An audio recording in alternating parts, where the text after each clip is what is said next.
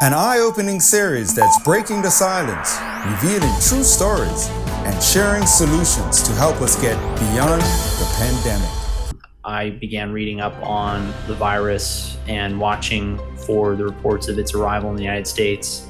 And over the following few months, it became clear to me that it was not as lethal or virulent as it had been made out to be.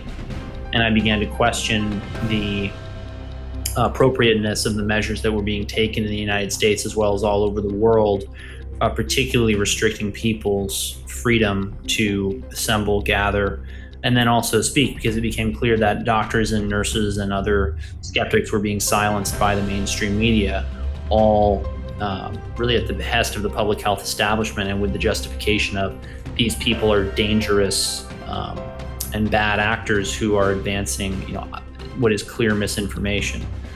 That's a very dangerous thing for authorities, for media to do. I began to question the narrative as I began to see the lack of support for what we were being told.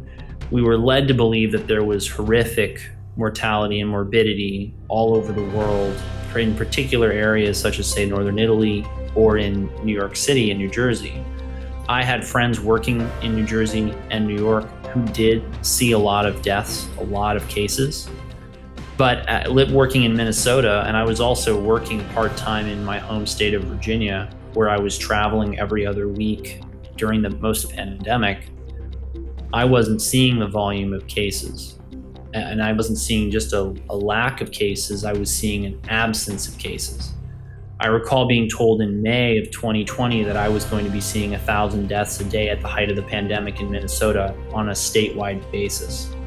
Fast forward to August, when I took my final shift in Minnesota of the year, and the entire state had seen 1,000 deaths attributed to COVID, and it had only seen in my hospital 2, 3, 4 cases. What struck me about the cases that I did see was these were patients who were chronically ill.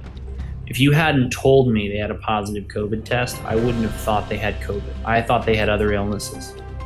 And the more I began to research the flaws of the PCR test upon which all the cases were based, the more I began to question, is this an appropriate methodology or test to conclude that someone has COVID? Because the people I was seeing were chronically ill, were malnourished, had many other comorbidities that might have explained their acute decline. And if you hadn't told me there was a pandemic going on, I wouldn't have been able to tell you that there was one. For more information, please visit our website, beyondthepandemic.tv, or email us at info@beyondthepandemic.tv.